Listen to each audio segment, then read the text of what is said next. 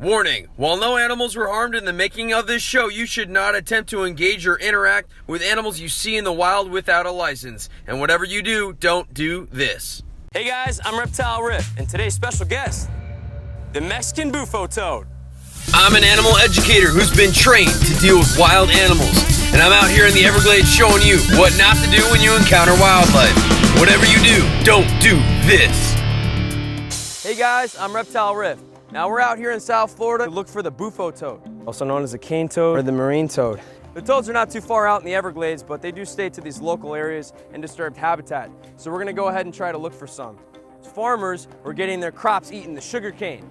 All kinds of sugarcane fields in Florida when it started to be developed. Cane beetles were destroying the crops. They introduced this toad from Mexico, and it destroys the environment. Anything smaller than the toad gets eaten. Anything larger than the toad tries to eat it and dies from being poisoned. So there's a lot of problems with that down here in town. It's really important people understand the effect they can have when something's intentionally released into the environment. Now, you never know exactly what you're gonna find when you're out here looking for invasive species in Florida. Invasive species are everywhere. All types from snakes to lizards to frogs to toads, and that's what we're looking for, the Mexican Bufo Toad. Now, it just rained. It's actually pretty cloudy outside. It's during the day. It's kind of wet. It's kind of muggy. There's a good chance we could find a Bufo Toad out here. Under this tarp, anywhere under debris or the plants on the ground, wherever's wet or damp is perfect. It's where these animals love to be. Now, these toads can get really big, like almost the size of my head big. These are big toads. You just want to look under every nook and crevice that you can. Nothing yet. It is found! A Bufo Toad!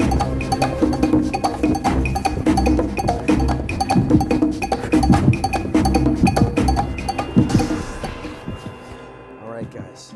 This is exactly what we were looking for. This is the Mexican Bufo Toad.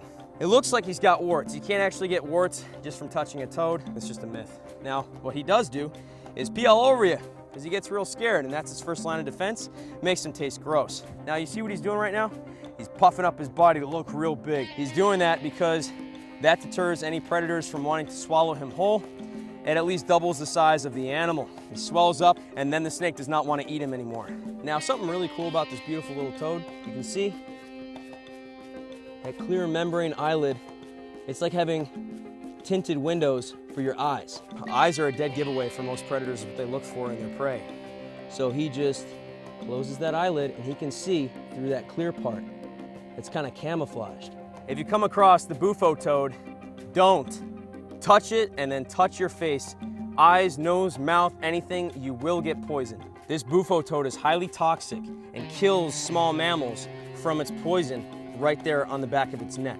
The second their tongue touches that, these glands right here on the side of the neck, boom, starts secreting a white, milky, poisonous resin from those glands. This thing needs to eat every day. It runs around looking for more food. It eats smaller animals. Pretty much anything smaller than this toad, which is quite a few things in South Florida, including other toads and other frogs. It will totally eat and consume and kill any of them. So that's why we want to make sure that we remove this invasive animal from its environment. If you ever encounter a Mexican Bufo Toad, don't handle it. Now, if you guys enjoyed this content and want to check out more just like it, check out our videos or like, comment, subscribe. Yeah, my name's Reptile Riff. Thanks for watching.